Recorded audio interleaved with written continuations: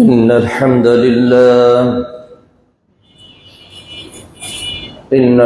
لله نحمده ونستعينه ونستغفره ونؤمن به ونتوكل عليه ونعوذ بالله من شرور أنفسنا ومن سيئات أعمالنا من يهده الله فهو المهتدي فلا مضل له ومن يضلله فلا هادي له ونشهد أن لا إله إلا الله وحده لا شريك له ونشهد أن محمدا عبده ورسوله يا أيها الذين آمنوا اتقوا الله حق تقاته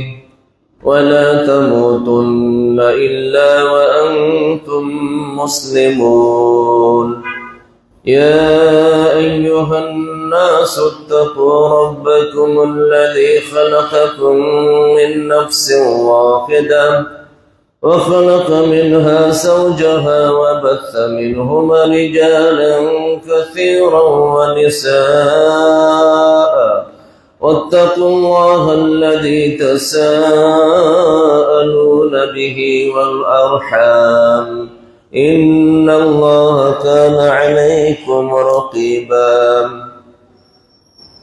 أما بعد فإن خير الحديث كتاب الله وخير الهدي هدي محمد صلى الله عليه وسلم وشر الأمور محدثاتها وكل محدثة بدعة وكل بدعة ضلالة وكل ضلالة في النار فأعوذ بالله من الشيطان الرجيم بسم الله الرحمن الرحيم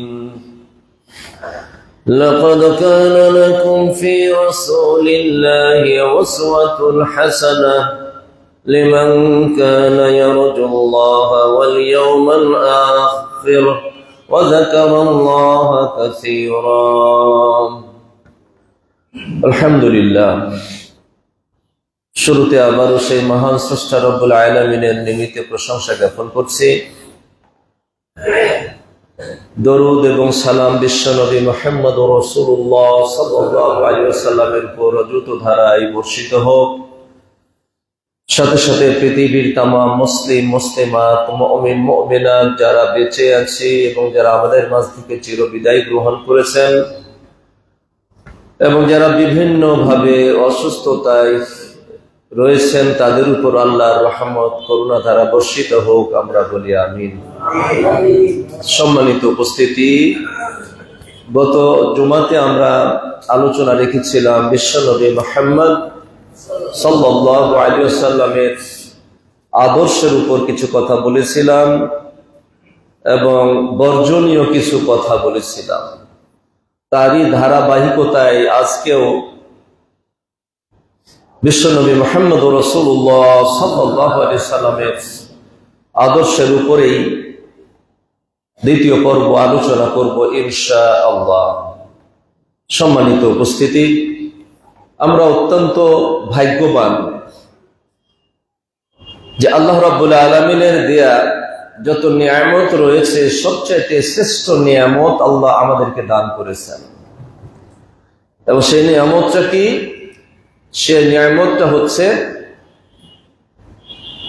যে বিশ্বনবী মুহাম্মদ রাসূলুল্লাহ সাল্লাল্লাহু আলাইহি ওয়াসাল্লামের উম্মত হওয়ার তৌফিক এবং তাকে নবী হিসাবে আমরা পেয়েছি। এটাই হচ্ছে সবচেয়ে বড় নিয়ামত।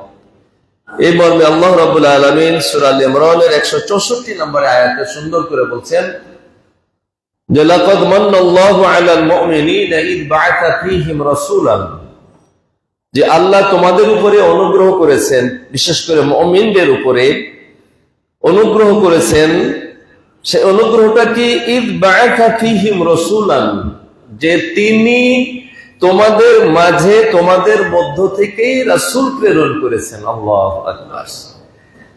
আল্লাহ নিজেই বলছেন যে তোমাদের জন্য যে শেষ নবী, খাতামুন নবিয়্যিন, যিনি শেষ নবী, এই মুহাম্মদুর রাসূলুল্লাহ সাল্লাল্লাহু আলাইহি সাল্লামকে তোমাদের মাঝে প্রেরণ করাটা, এটা তোমাদের জন্য আল্লাহর পক্ষ থেকে একটা বড় অনুগ্রহ। যে নবীর কাজ কি? ইয়াতলু আলাইহিম আয়াতিহি, তিনি আয়াত পেশ করেছেন। ওয়া ইউযাক্কিহিম ওয়া ইউআল্লিমুহুমুল কিতাবা ওয়াল হিকমা, এবং শিরক, বিদআত, অশ্লীলতা, যত রকমের অন্যায় রয়েছে তার থেকে তাদেরকে পবিত্র করেছেন। ওয়া ইউআল্লিমুহুমুল কিতাবা ওয়াল হিকমা, এবং শিক্ষা দিয়েছেন কোরআন এবং সুন্নাহ। হিকমা অর্থ দুইটা, একটা সুন্নাহ, প্রজ্ঞা, দুটাই হতে পারে।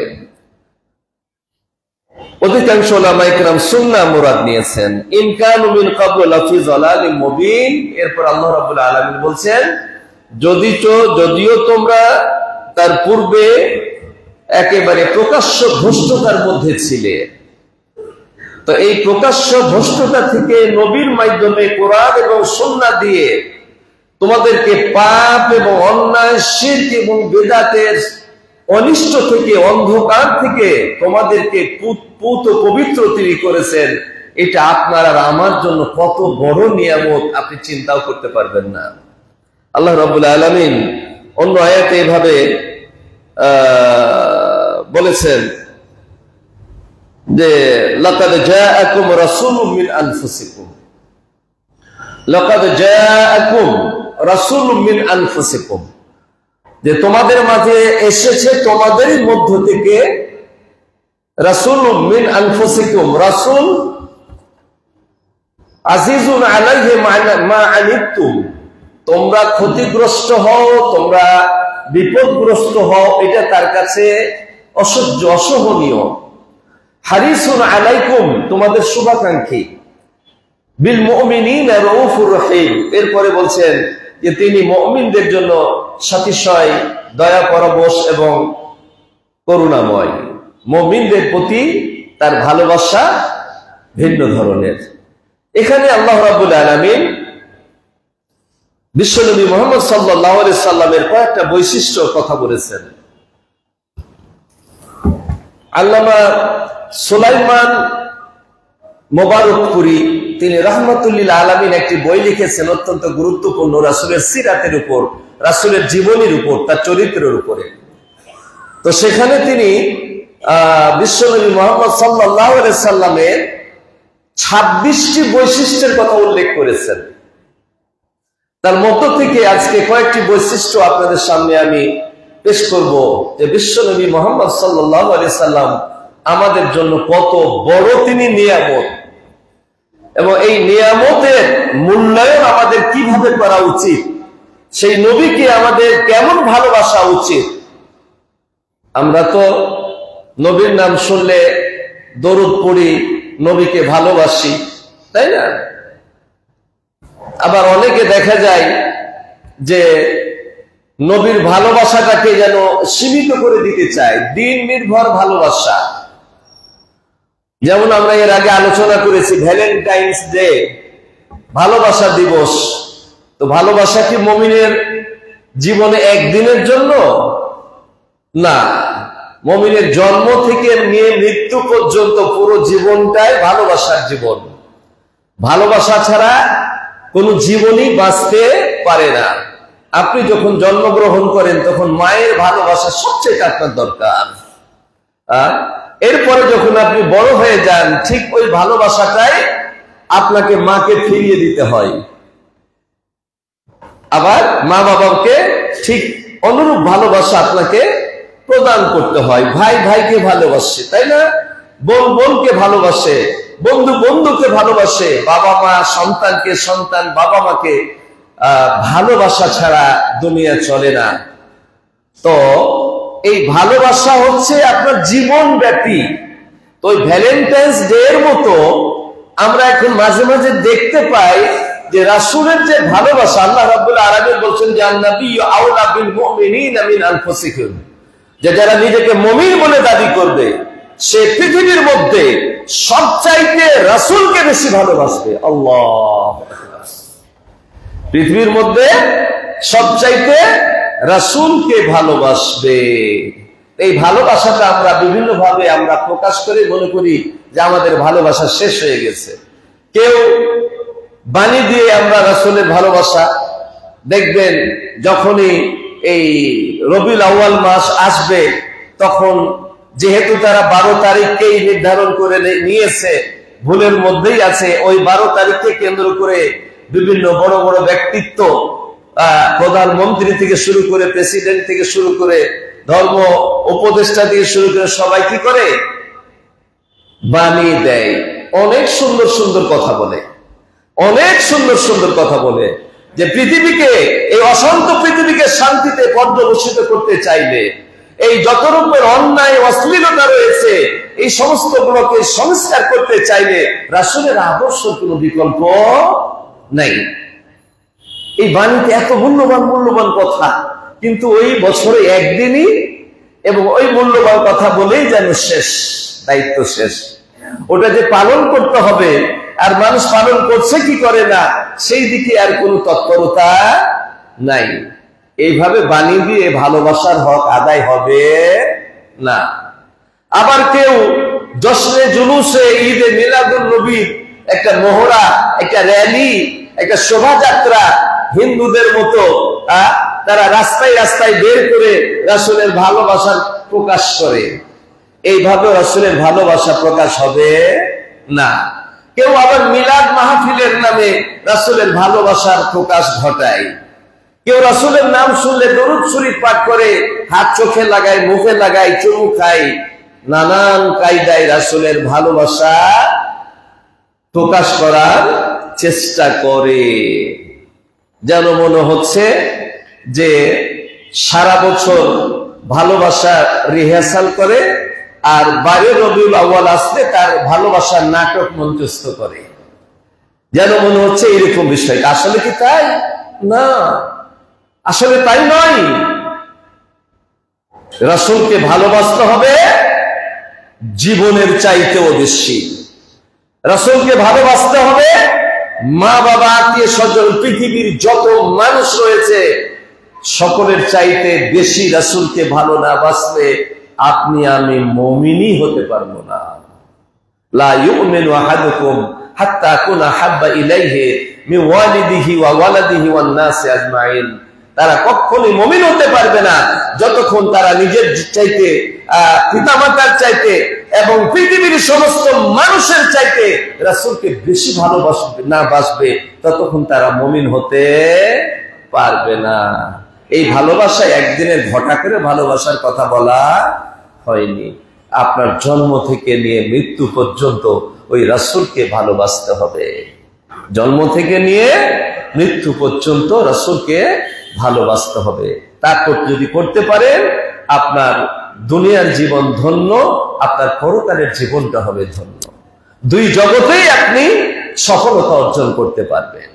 দুনিয়াতেও সফল হবেন এবং পরকালেও কঠিন জাহান্নাম থেকে মুক্তি পেয়ে আপনি জান্নাতে চলে যেতে পারবেন। কুল্লু উম্মতি ইয়াদখুলুনাল জান্নাহ, প্রত্যেক উম্মত আমার জান্নাতে যাবেই যাবে, ইল্লা মান আবা, যে জান্নাতে যেতে অস্বীকৃতি জ্ঞাপন করবে।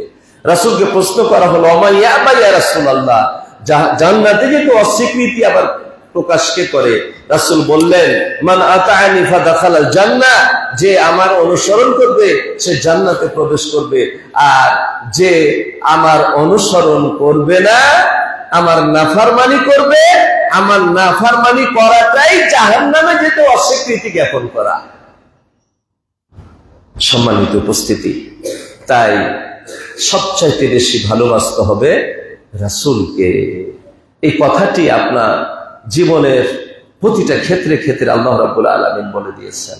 আপনার জন্মের সময়তে আজান দিতে হয়, তাই না? কেন আজান দিতে হয় আমরা কি চিন্তা করি? ওই মাত্র দুনিয়ার বুকে মায়ের গর্ভ থেকে পৃথিবীর আলো বাতাসের মুখ দেখলো আর প্রথমেই কিছু বুঝুক আর নাই বুঝুক, রাসূল বলছেন তাকে আজান শোনাও। আজানের মধ্যে কি আছে? তাওহীদের কথা আছে আর রাসূলের কথা আছে। কেন? যে হে নবজাত শিশু, তোমার কর্ণকুহরে জন্মের সূচনাতেই তোমার কর্ণকুহরে যে রাসূলের নামটা উচ্চারণ করে দেওয়া হলো, এই রাসূলের আদর্শ যদি তুমি গ্রহণ করে নিতে পারো, তোমার বাকি জীবনটা হবে সুখের, তোমার বাকি জীবনটা হবে আনন্দের। ছেলেটা আবার একটু বড় হলো, পড়তে শিখলো, কথা বলতে শিখলো। আপনি একটা কায়দা দিয়ে মাদ্রাসায় মসজিদে পাঠিয়ে দিলেন, মক্তবে ইমাম সাহেব তিনি তাকে পড়ার শুরুতেই কালিমা প্রশিক্ষণ দেয়, কালিমা শিক্ষা দেয়, কালিমা তাইয়্যিবা, কালিমা শাহাদাত, সেখানেও রাসূলের কথা, কালিমার মধ্যেও রাসূলের কথা।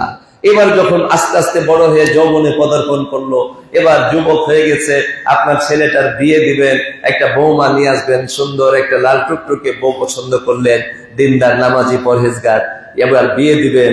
বিয়ের শুরুতেই ইমাম সাহেবকে ডাক দিয়েছেন, ইমাম সাহেব তার সামনে খুতবাতুল হাজত পাঠ করে, খুতবার মধ্যে ওই বলে রাসূলের নাম উচ্চারণ করে।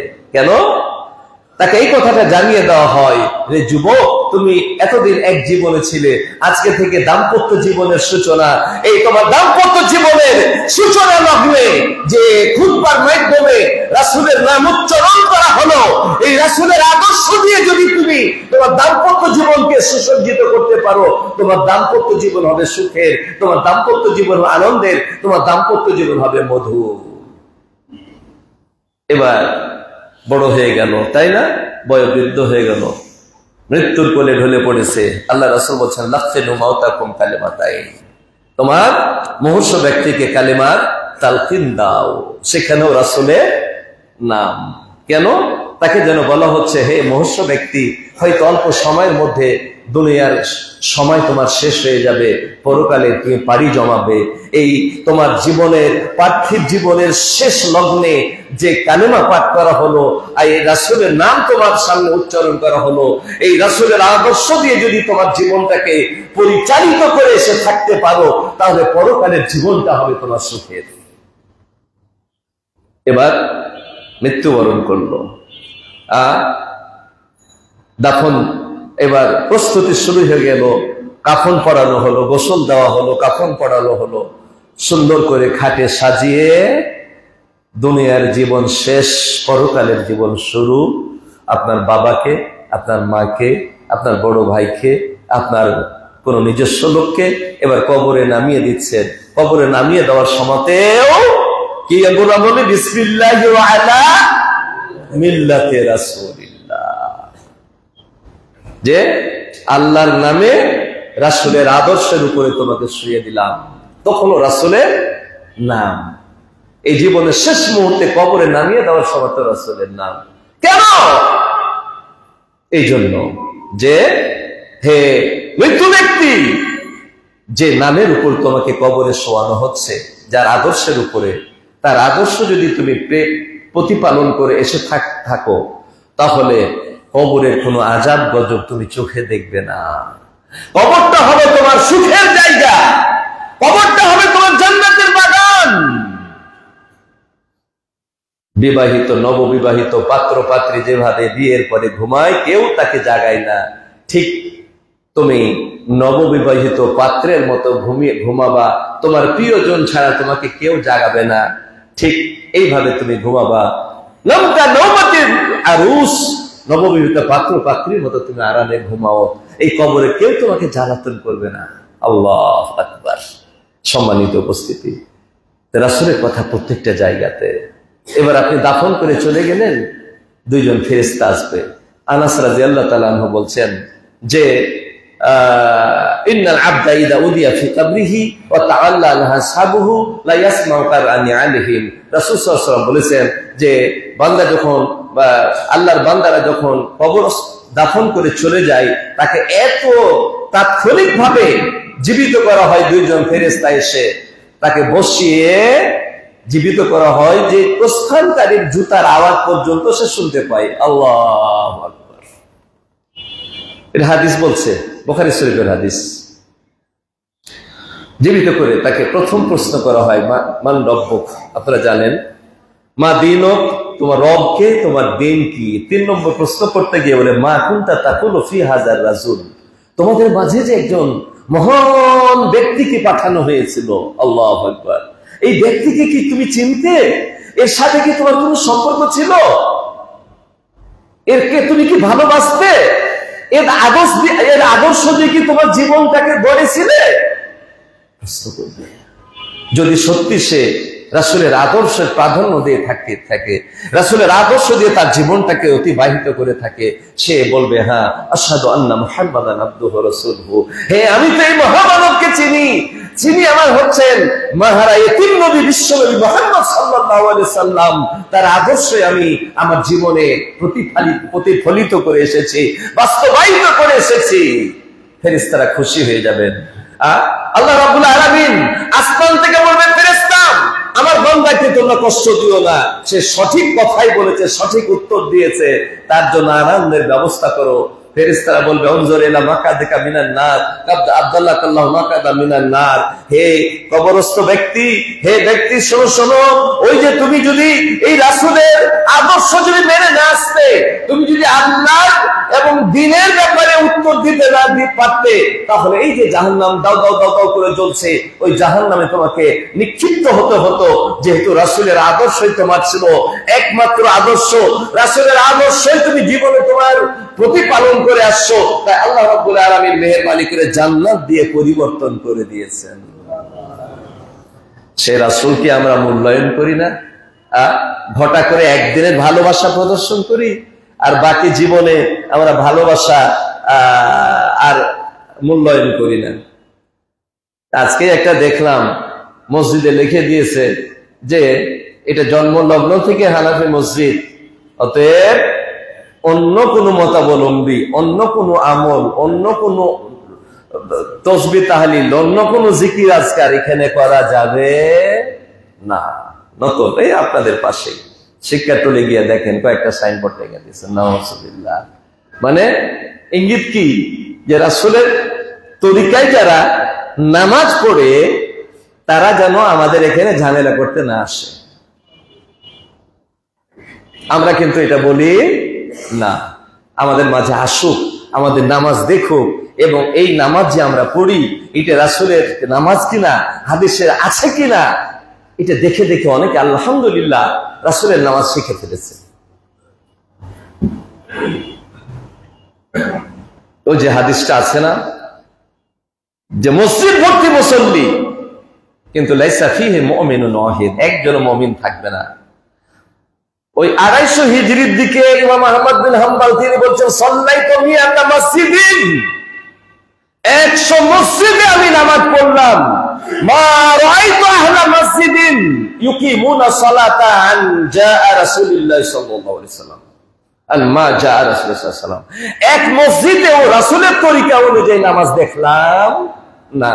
তো এই 228 হিজরিতে রাসূলের নামাজ বিদায় হয়ে গেছে, এখন তো এরা সাইনবোর্ড টাঙবেই। 1400 বছরে কি রাসূলের নামাজ আছে? নাই। আলহামদুলিল্লাহ সুম্মা আলহামদুলিল্লাহ, আল্লাহর কাছে আমরা দাবি করতে পারি আমরা রাসূলের নামাজই আদায় করি। সাল্লু কামা রাআইতুমুনি উসাল্লি, আমরা রাসূলের নামাজ আদায় করি, এটা আমরা জোর গলা দিয়ে বলবো। আর এটাই আমাদের অপরাধ যে আমরা রাসূলের নামাজ আদায় করি, এটাই আমাদের অপরাধ। আমরা বলি কাল আল্লাহ ওয়া কাল রাসূল, আল্লাহ আর আল্লাহ রাসূল, কোরআন আর সুন্নাহর বাইরে আমরা কোনো কিছু বুঝি না, এটাই আমাদের অপরাধ, এটাই আমাদের অপরাধ। কাল কিয়ামতের কোর্টে আল্লাহর কাছে আমরা জোর গলাতে বলবো যে আমাদের অপরাধ এটাই যে তোমার সাথে কোনো শরীক করিনি, না মুস্তাফার সাথে কোনো আমরা শরীক করেছি, আল্লাহর সাথে শরীক করিনি, এবং মুহাম্মদুর রাসূলুল্লাহ সাল্লাল্লাহু আলাইহি সাল্লামের সাথেও কাউকে রাসূলের সমকক্ষ বানাইনি। রাসূলের হাদিস পেয়েছি, পৃথিবীর আর কারো কথা আমরা কান দিয়ে শুনিনি। যদি এটাই অপরাধ হয়ে থাকে তাহলে এই অপরাধ তো আবু বকর রাদিয়াল্লাহু তাআলা আনহু করেছেন, এই অপরাধ তো ওমর করেছেন, এই অপরাধ তো ওসমান করেছেন, এই অপরাধ তো তালহা করেছেন, এই অপরাধ তো জুবায়ের করেছেন, এই অপরাধ তো সাঈদ বিন আবি ওয়াক্কাস করেছেন। তারা কি জাহান্নামে যাবে? নাউজুবিল্লাহ। তারা যেটা করেছে আমরাই সেটা করি, অতএব আমরা আল্লাহর কাছে আশাবাদী, আমরা রাসূলের তরিকার নামাজ নিয়েই কালকে জান্নাতে যাব ইনশাআল্লাহ।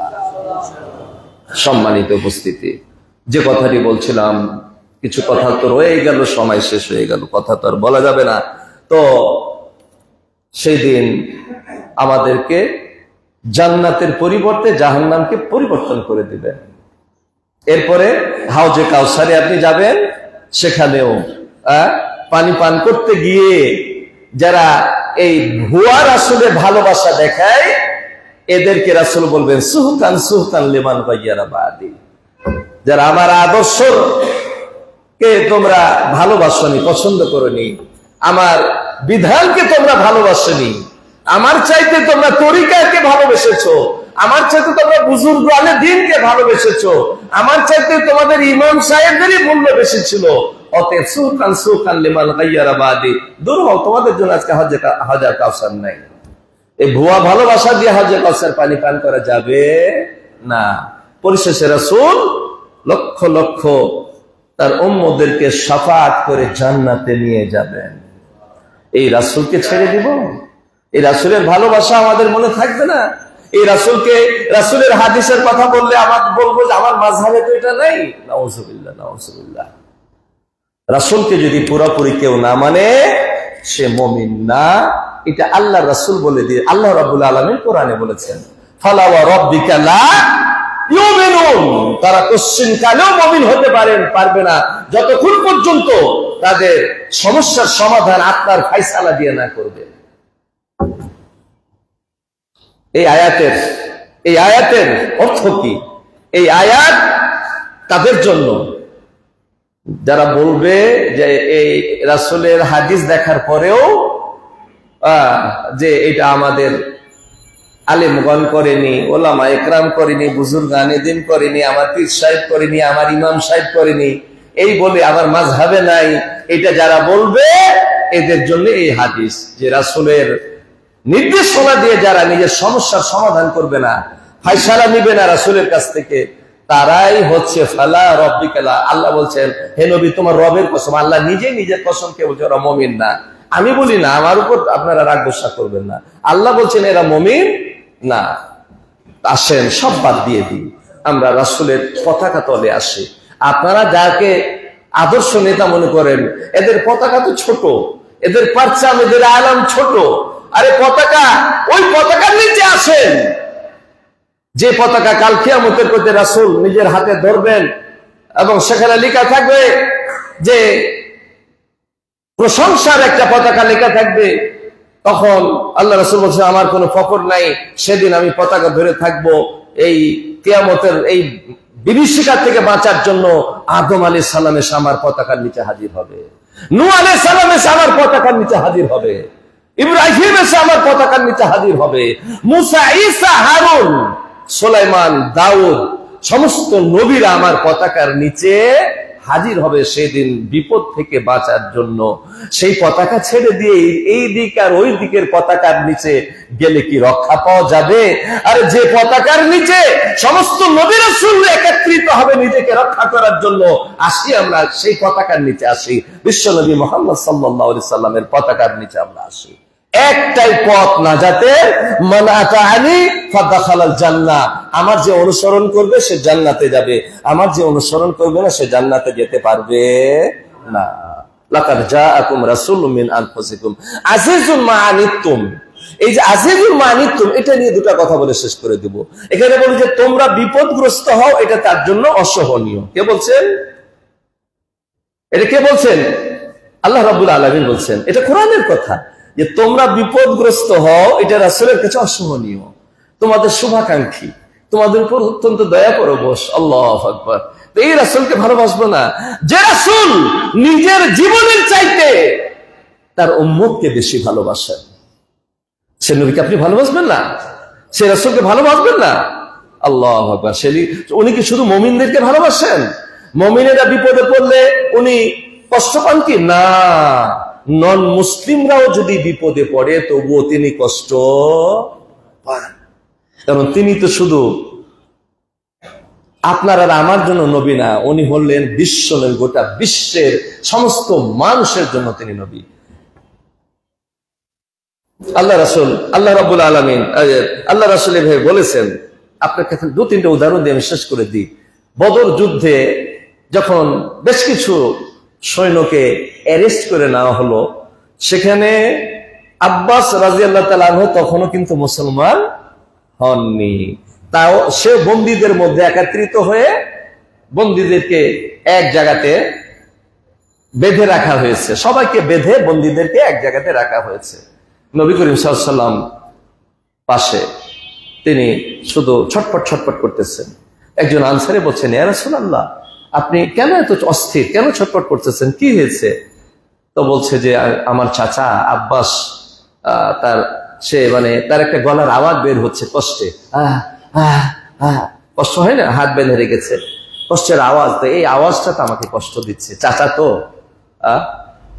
আনসারী সাহাবী কিচ্ছু না বলে চুপ করে চলে গিয়ে তার চাচার হাতটা খুলে দিয়ে চলে আসলেন। এসে দেখছে রাসূল শান্তিতে, আর কোনো পেরেশানি নাই। তো জিজ্ঞেস করছেন যে কি করছো? বলে আমি হাতটা খুলে দিয়ে আসছি আপনার চাচা। তাই তো ভালো করছো, এক কাজ করো, সবারই হাত খুলে দাও। আল্লাহু আকবার। খালি চাচারটা কেন খুলবা? সবারই হাত খুলে দাও। তারা একজন মুসলমান না, অথচ দেখেন তার জন্য তিনি পেরেশান, অস্থির। আর একটা ছোট্ট আপনাকে উদাহরণ দিই।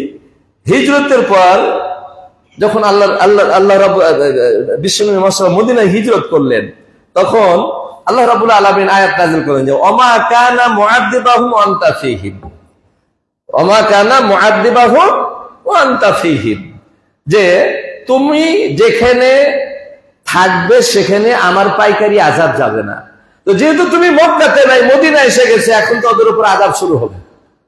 শুরু হলো আযাব, দুর্ভিক্ষ, খাওয়া খেতে পাচ্ছে না, খাওয়ার কারণে মানুষ মারা যাচ্ছে, এরকম একটা অবস্থা। তখন আবু সুফিয়ান তখনও মুসলমান হননি। এবার সবাই বলল যে যেহেতু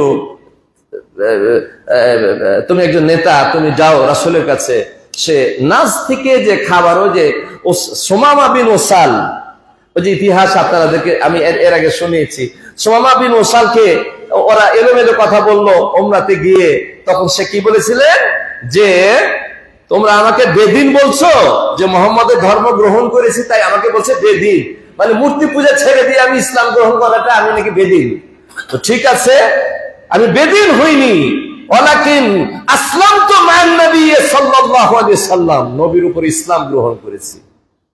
তো তোমরা যেহেতু বেদিন বলেছো, রাগ হয়ে গেছে। বলছে যে ইয়ামামা থেকে, নাজ থেকে একটি গমের দানা আসবে না যতক্ষণ না বিশ্বনবী বলবেন বন্ধ। এদিকে না খেয়ে মরছে। রাসূল হিজরত করেছেন। তখন আবু সুফিয়ান এসে রাসূলকে অনুরোধ করলেন, তুমি তো আমার আত্মীয়, তুমি তো আমাদের ভাতিজা, তুমি তো এটা, তুমি তো ওটা, তুমি তো মানুষের দুঃখ বুঝতো, অনেক কিছু তার গুণগান করে, যে তুমি একটু আল্লাহর কাছে দোয়া করো যেন দুর্ভিক্ষটা আল্লাহ কি করেন, দূর করে দেন।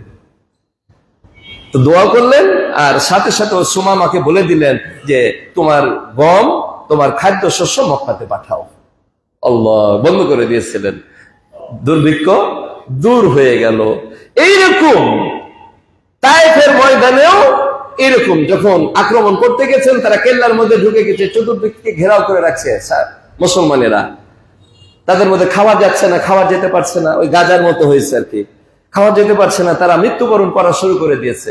এই কথা যখন রাসূল শুনলেন যে তারা মারা যাচ্ছে খাওয়ার জন্য, তখন বলছে যে তোমরা অবরোধ উঠায় নাও, চল আসো। বলি ইয়া রাসূলুল্লাহ, কি বলছেন? আর হয়তো অল্প সময়ের মধ্যে আমরা জয় লাভ করব, আর এই মুহূর্তে কেন আমরা অবরোধ উঠিয়ে নেব? তারা তো আমাদের কাছে সারেন্ডার করবে। বলে না, আমি যেটা বলছি সেটা শুনো, অবরোধ উঠিয়ে নাও, খাবার টাবার যেন ধরতে পারে, তারা নিয়ে যেতে পারে, কারণ না খেয়ে কেউ মারা যাবে, এটা আমি নবী চাই না। আল্লাহু আকবার। এইরকম অনেক ইতিহাস আছে। মেরাজের রাত্রে তিনি 50 ওয়াক্ত নিয়ে খুশি হয়ে চলে আসছিলেন, কিন্তু মুসা যখন বললেন ইন্না উম্মাতাকা লা তুতিক, তোমার উম্মত পারবে না, তুমি আবার চাও, তিনি বারবার গিয়ে কেন উম্মতের মায়াতে, উম্মতের মহব্বতে, যে শুধু নন মুসলিম না মুমিনদের উপরও তিনি কি দয়া পরবশ, তিনি গিয়ে 5 ওয়াক্ত করে নিয়ে আসলেন।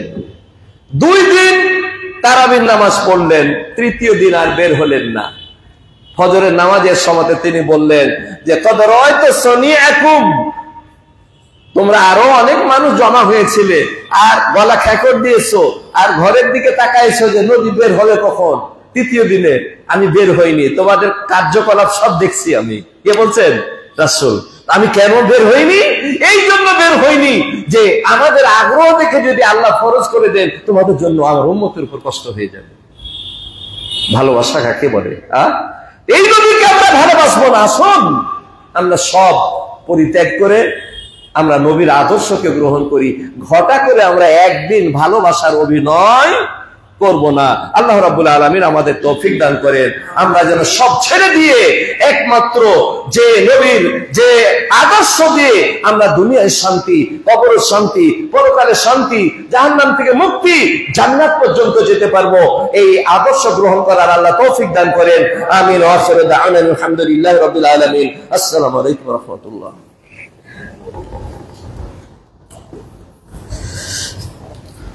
الحمد لله الذي وكفى وسلام على عباده الذين اصطفى أما بعد فأعوذ بالله من الشيطان الرجيم بسم الله الرحمن الرحيم إن الله وملائكته يصلون على النبي يا أيها الذين آمنوا صلوا عليه وسلموا تسليما اللهم صل على محمد وعلى آل محمد كما صليت على إبراهيم وعلى آل إبراهيم إنك حميد مجيد اللهم بارك على محمد وعلى آل محمد كما باركت على إبراهيم وعلى آل إبراهيم إنك حميد مجيد।